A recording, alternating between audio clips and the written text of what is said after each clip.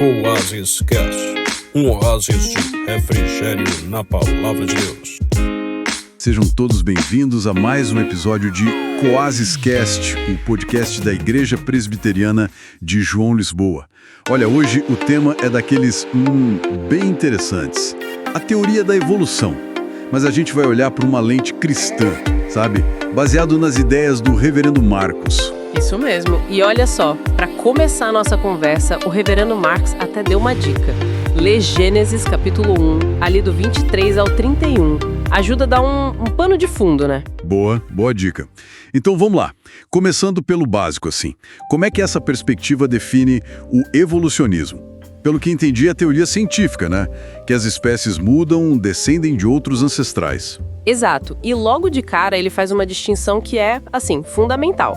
De um lado, a teoria da evolução como ciência, ou seja, algo que, tá sujeito à mudança, né? Novas descobertas podem alterar. Ah, sim. Normal da ciência. Isso.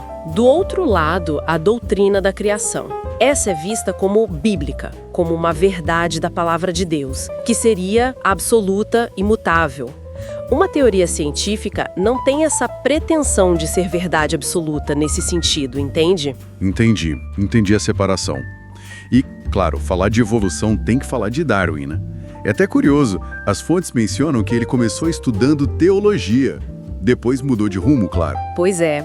E aquela viagem no navio, o HMS Beagle, foi o ponto de virada, né? Totalmente. Ali ele coletou muita coisa, fez observações. Os tentilhões de Galápagos são famosos por isso, né? Os bicos diferentes. Exatamente. Cada bico adaptado para um tipo de comida. Isso fez ele pensar, né? Será que as espécies são fixas mesmo? Imutáveis? E daí surgiu a ideia-chave dele. A seleção natural. Isso. E teve influência de outros pensadores também, tipo Malthus, com a ideia da luta pela vida, né? O Darwin propôs que quem tem a característica certa para o ambiente, sobrevive mais. E passa essa característica para frente, para os filhos. Exato. De pouquinho em pouquinho, ao longo de muito tempo. Tem aquele exemplo clássico, né? Das mariposas lá na Inglaterra. Revolução industrial, poluição... Sim.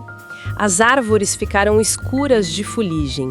As mariposas escuras, que antes eram raras, de repente ficaram camufladas. E as claras viraram alvo fácil para os pássaros. Pois é. Com o tempo, as escuras viraram maioria. Um exemplo prático, né? Da seleção agindo. Mas a ciência não parou aí, né? Veio mais coisa depois. Não mesmo. Entra o neodarwinismo, que o pessoal chama de teoria sintética. Basicamente, juntaram a seleção natural do Darwin com a genética. Aquela do Mendel, das ervilhas, sabe? Ah, sim. Que explica de onde vem a variação. Exatamente. As mutações genéticas. Elas que criam a novidade, a variação, sobre a qual a seleção natural vai atuar. E um exemplo que a gente vê hoje, resistência de bactéria a antibiótico. Seria isso? Perfeito. Algumas bactérias, por acaso, por uma mutação, ficam resistentes. O antibiótico mata as outras, as sensíveis. E as resistentes sobram e se multiplicam. É neodarwinismo na prática. Entendi. E agora a gente chega num ponto, assim, crucial na análise do Reverendo Marcos. A diferença entre microevolução e macroevolução. Certo. Qual a diferença aí? Microevolução são essas mudanças dentro de uma espécie ou de um grupo bem próximo. Tipo as mariposas mudando de cor, as bactérias ficando resistentes, os bicos dos tentilhões se adaptando. Isso a gente observa, é fato. Ok, observável. E segundo o Reverendo Marcos, isso não bateria de frente com a Bíblia, porque Deus teria criado os seres segundo a sua espécie. Ele até cita o Ken Ham, um criacionista, que diz que essa palavra hebraica, min, para espécie, talvez fosse mais ampla. Mais ampla como? Tipo categoria família que a gente usa hoje em biologia, talvez. Isso permitiria, entende, muita variação dentro desses tipos que Deus criou originalmente. Ah, entendi a lógica. Então, sei lá, de um tipo cachorro original, poderiam surgir lobos, coiotes, os cachorros domésticos, por microevolução. Essa é a ideia que ele apresenta, sim. Variação dentro dos limites do tipo criado.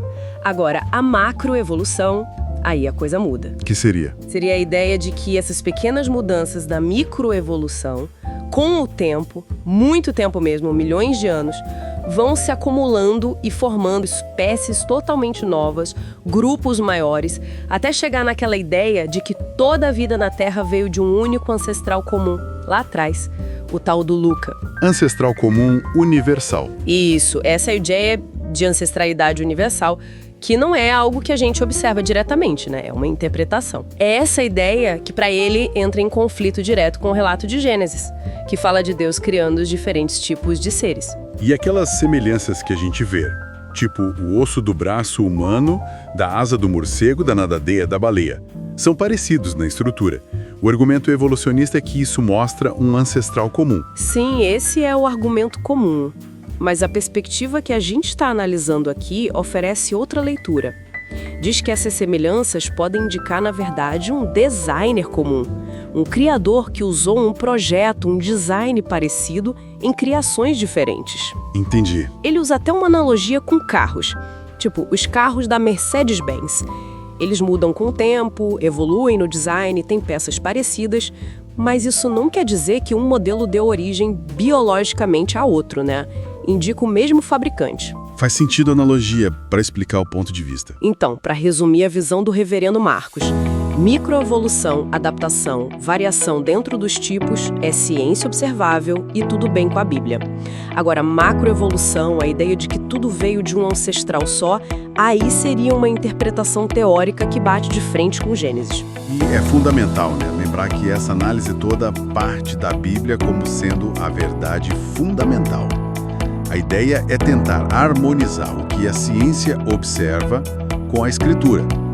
A mudança nos seres vivos, a adaptação, isso é aceito.